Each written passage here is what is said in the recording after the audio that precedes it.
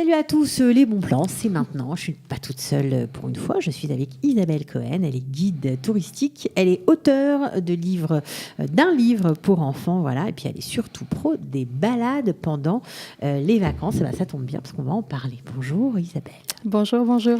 Alors, qu'est-ce que tu nous proposes, nous qui sommes avec nos enfants cet été? On ne sait plus trop quoi faire parce que 2 mois, c'est long quand même. Alors, où on peut aller se balader? Alors, je voudrais commencer avec une idée pour les tout petits. Étant donné que j'ai un petit garçon qui a 1 an et 8 mois, je cherche sans arrêt des choses à faire avec lui à la sortie du GAN.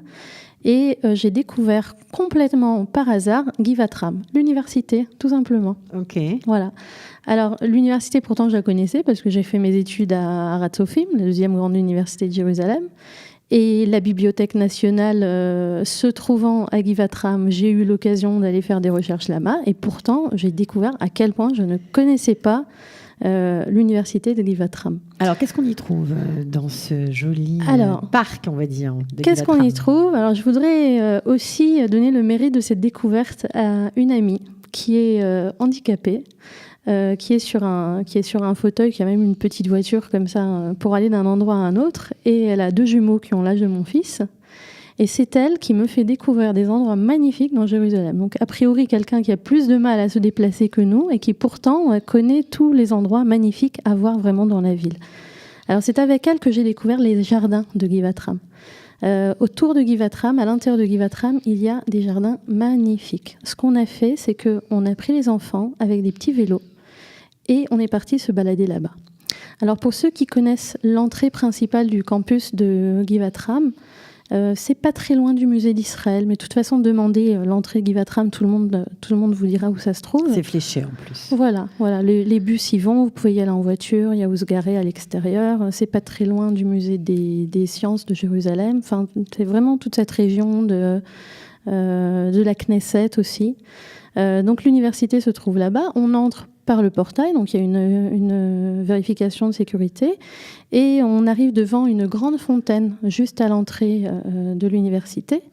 Et puis derrière cette fontaine, il y a la grande pelouse qui est connue, sur laquelle les étudiants kiffent aussi. Se prélassent. À chaque fois qu'ils ont une petite pause. Voilà, donc, et il y a pas mal de sculptures. Il y a par exemple une sculpture d'une femme qui a été sculptée par Henry Moore, une femme qui est assise. Les enfants adorent monter dessus pour les tout petits.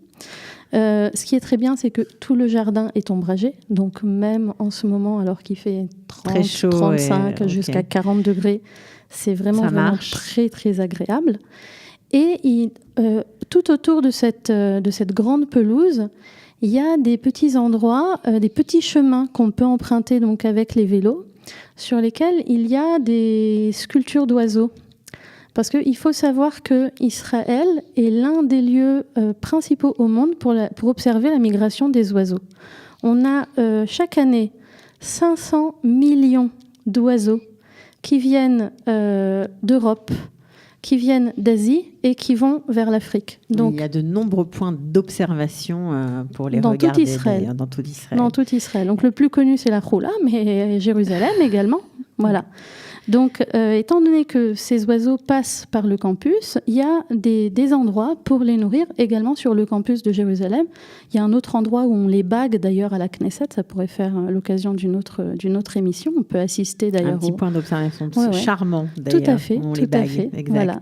Donc, quoi qu'il en soit, étant donné qu'il y a beaucoup de verdure sur le campus de l'université, les oiseaux s'arrêtent là-bas aussi. Donc, ils ont fait une exposition dans ces petits passages autour de la pelouse et ces passages ombragés, une exposition d'oiseaux migrateurs qui passent par le campus à l'aller et au retour de leur migration.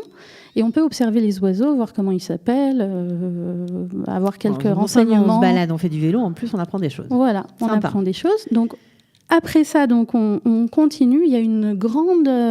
comment on appelle ça? C'est une tranche d'un tronc d'arbre, la plus grande d'Israël. C'est un séquoia géant. Tout à fait. Qu'on peut observer là-bas. Et puis on continue un petit peu plus loin, il y a la Bibliothèque nationale. Et on va prendre sur la gauche. Et là, en continuant dans ces petits jardins, on va arriver devant un petit pont en bois. Et on va chanter pont en bois. Ouais. On peut. C'est une possibilité. Okay. C'est un petit pont qui fait peut-être 3-4 kilomètres. C'est assez assez long. grand. C'est assez grand, ça passe au-dessus de la forêt. Alors les petits-enfants avec leur petit vélo, ils avaient tac, tac, tac sur le bois, sur la passerelle, ils adorent ça. Il y a quelques petites montées, quelques petites descentes. Bon, on parle des petits, mais on peut faire ça bien On sûr peut avec faire des plus ça grands, avec des plus grands grands. vélos aussi. Tout à fait. C'est idéal pour apprendre à un enfant qui a 4-5 ans à faire du vélo, parce qu'il y a de grandes routes, il n'y a pas de voiture à l'intérieur. C'est vraiment on est à un côté de endroit... Jérusalem, donc ça peut être une balade vite fait, Voilà. sans faire des heures de route, Voilà. et profiter en plus de la nature de Jérusalem, magnifique. Voilà. Alors, qu'est-ce qu'on fait une fois qu'on a traversé le pont de bois? Alors, une fois qu'on a traversé le Grand Bois, pour ceux qui ont le courage, d'abord, vous pouvez vous arrêter dans la forêt. On peut même faire un pique-nique. On peut faire un pique-nique, c'est ce qu'on a fait, nous, avec les enfants. La personne qui m'a accompagnée m'a dit qu'ils étaient seuls. Nous aussi, on était seuls quand on y a été avec elle. Ils étaient seuls, ils ont vu 2 loups. Qui sont arrivés vraiment juste à côté. Non, mais c'est des gentils loups, les loups de Jérusalem. Oui, c'est pas les loups du petit chaperon rouge ou autre conte pour enfants. Non, ils sont gentils. Ils s'approchent pas trop quand même. Non, mais c'est pas dangereux. Faire attention. Non. Bon, ils s'approchent pas a priori. Ils viennent chercher un petit peu de nourriture dans le coin, mais ils s'approchent pas trop des humains. Quoi qu'il en soit, si on continue encore plus loin, parce que c'est gigantesque, le campus de Givatram, on ne le dira jamais assez. Puis ce qui est bien aussi, c'est que c'est relativement plat, contrairement à Harat Sofim où c'est des montées et des descentes. Donc c'est pour ça que pour le vélo, je trouve que c'est extraordinaire. Donc ceux qui ont le courage peuvent continuer encore à marcher. Il y a une très belle sculpture de Einstein. Et puis continuer jusqu'à la synagogue. La synagogue, c'est une kippa blanche qui représente le globe terrestre, qui est beaucoup plus loin. Bon, ce qui est un peu dommage, c'est que c'est pas toujours ouvert, mais ça vaut le coup quand c'est ouvert d'essayer d'y entrer. Et il y a un autre endroit à voir aussi, c'est Beth Belga. Si après tout ça, vous êtes fatigué, vous êtes fatigué, vous voulez un petit peu souffler, vous allez à Beth Belga. Donc ça, par contre, demandez où c'est, parce que c'est encore une fois tellement grand que... Ouais, c'est compliqué à trouver. Enfin bon, c'est aussi fléché, mais après cette balade à pied, je ne sais pas trop où on se situe. Voilà. Alors, il faut demander. Alors, Beth Belga, qu'est-ce que c'est? C'est un bâtiment qui a la forme d'un petit amphithéâtre, sans les sièges à l'intérieur. À l'intérieur, au milieu, un jardin magnifique, avec quelques petites sculptures.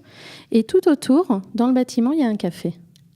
Donc vous pouvez vous asseoir, prendre un bon café, manger quelque chose, faire la pause, faire la pause là-bas. Donc le campus de Givatram, ce n'est pas seulement pour étudier, on peut se balader au sein du campus, découvrir des chemins, des sculptures, des oiseaux et même faire la pause café. Je trouve que c'est un bon plan vacances assez sympa.